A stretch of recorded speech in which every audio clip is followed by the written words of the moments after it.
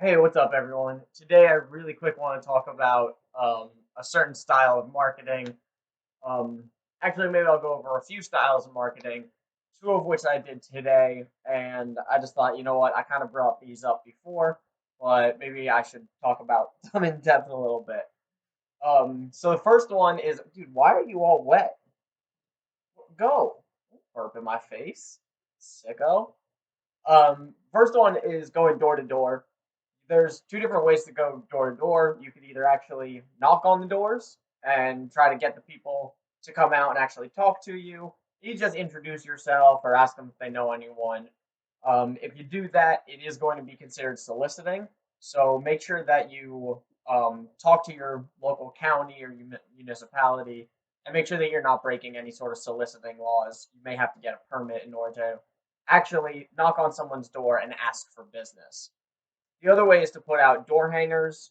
Um, I don't have any right in front of me, but it's literally just something that you hang on someone's doorknob. For me, it just has a picture of myself. It says your local real estate agent, and it has all my information on it. I just go door to door and I hang those up.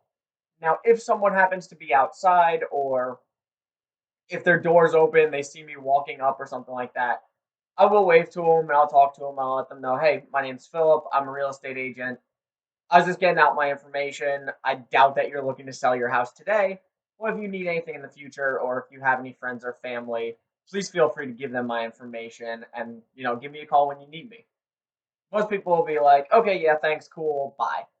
Some people you will get into a nice conversation with. Today, I actually was invited in, and this guy we were kind of talking about, um, I said, I doubt you're looking to sell your house today. He goes, not unless I can get 500,000 for it. I said, well, that's gonna be a tough one. I can list it for 500, but I highly doubt that you're gonna get it. He goes, yeah, I know, but I got a pretty nice house inside. I was like, well, what'd you do to it? Did his stuff? And we started talking. He totally redid the inside of this house. It looks absolutely incredible. Still not worth 500,000. That's a big gap to the neighborhood, but we got a nice conversation. We were talking for probably an hour and a half. So this is someone that I just built a really good relationship with him. I never asked for his number. I literally walked away and I was like, I'm not even gonna ask this dude for his number so that I can call him or email him or anything. What I'm gonna do is I have his address, I have his first name. I'm gonna send him a handwritten letter, in a few months and or maybe just in a few weeks. I'll say, hey, Logan, it was really nice talking with you the other day. I don't know if you remember me. This is Phil, and I was gonna say it was great talking. If you ever need me, just keep me in mind. Um, but it was a really good connection, even though he's not going to sell his house for years. He even said that, even if I can get 500,000, unless I could do that, I wouldn't sell this house for a long time. I still made such a good connection with this guy that if he's talking to a friend and they mention that they're going to buy or sell a house, I guarantee you I will be the real estate agent that he recommends. And even when we split ways, when I told him, hey, you were working, you were doing some tile work, I'll let you get back to it. He was like, Phil, I gotta say, you have an amazing personality. It was great talking with you. You're gonna do really well.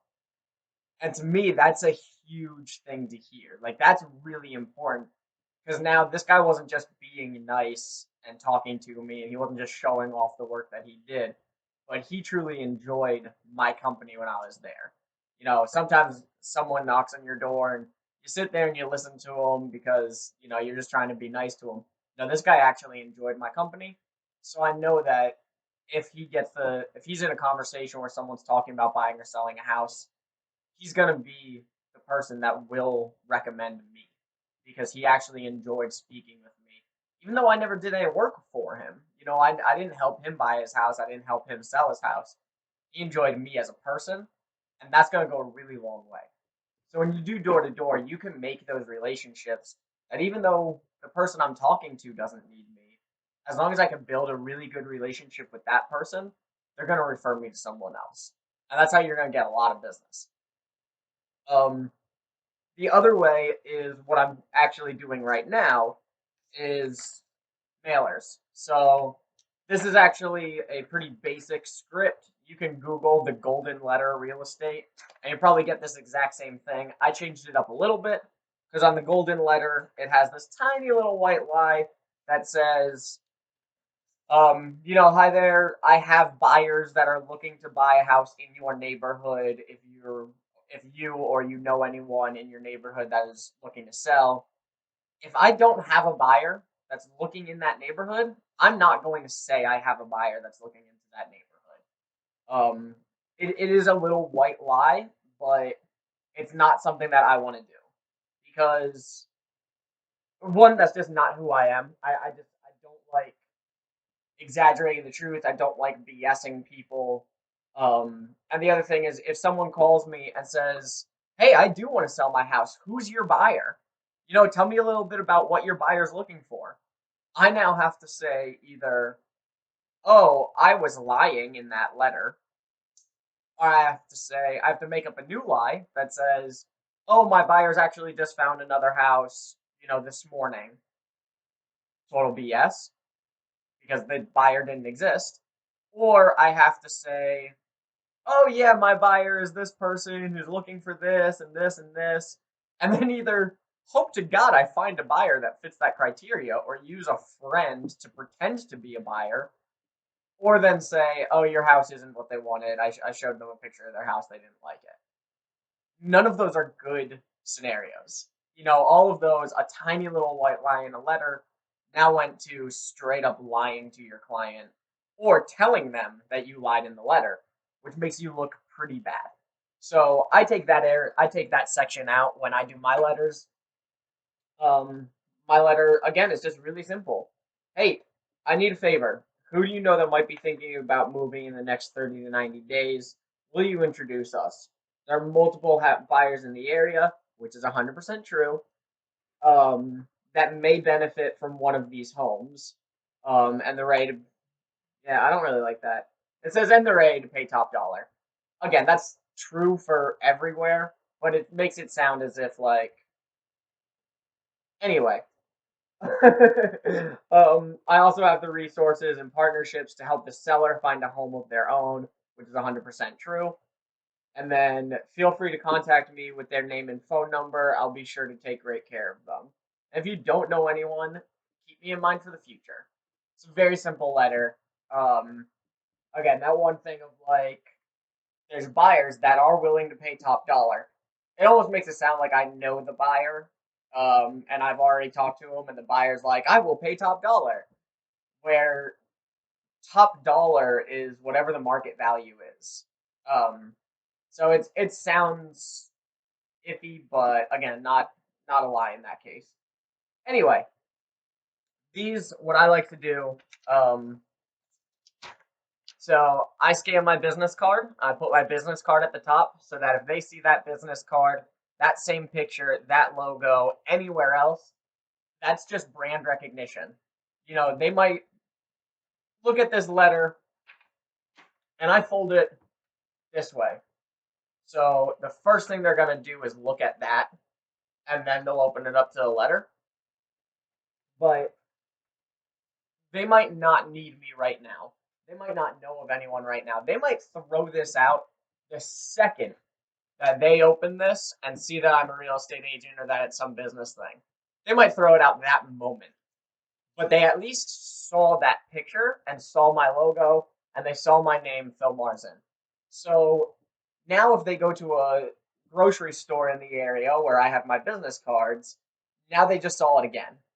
It didn't mean anything to them. They didn't need me at that moment. Maybe they didn't even pick up my card, but they saw my face, they saw my logo, they saw my name.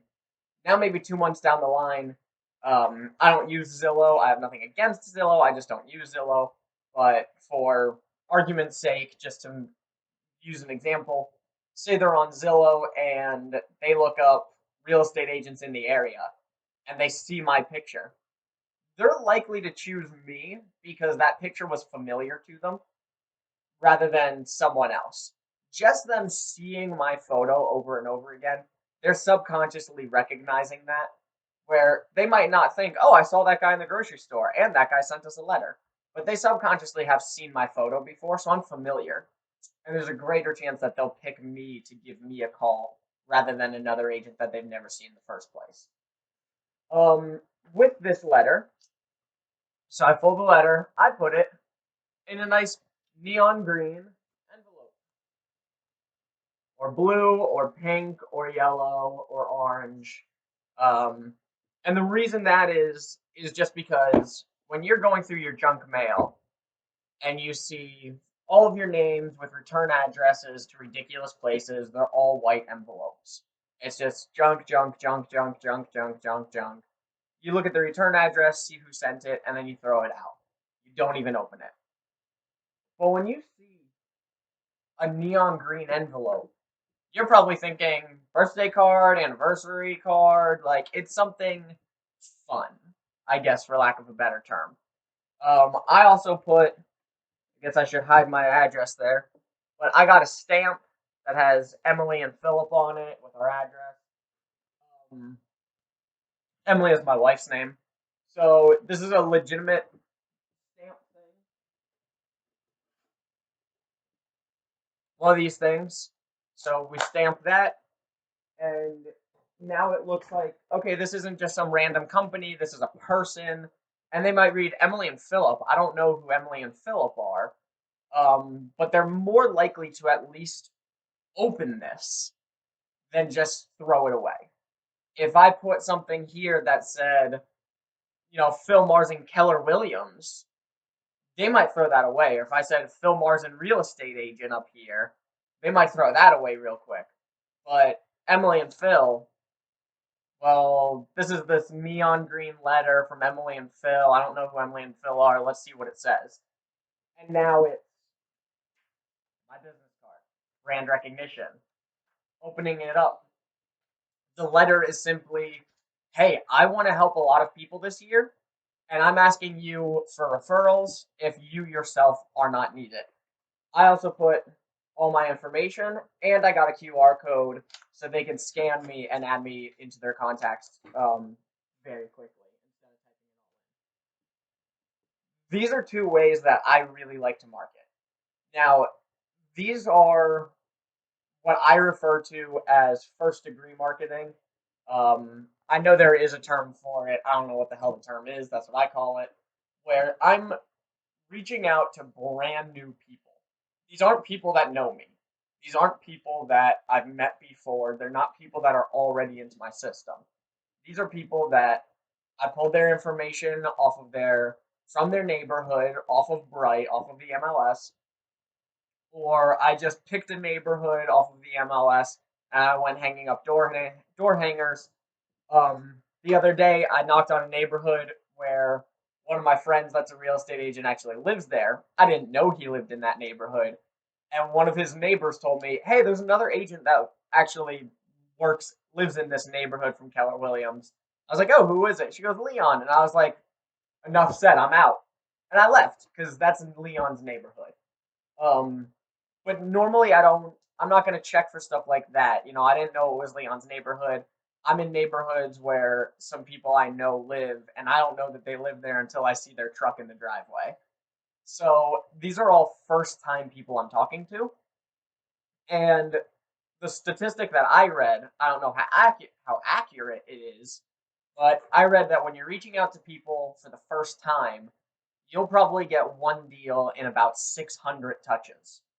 So I have to send out 600 of these, or 600 door hangers, before I get one deal. Now, I don't know if that's accurate or not. It might be. It seems a little high for me. I think 600 touches is a lot, but that might be what it really is. I know people that have put out 100 door hangers and have gotten 3 deals from it, 3 listing deals from it, actually. So obviously their ratio is much better than the ratio that I read. But even if it is, 1 in 600, you can do about 100 letters for $60. So now it costs you what? $360. 6 times 6 is 36. $360 for marketing for one deal.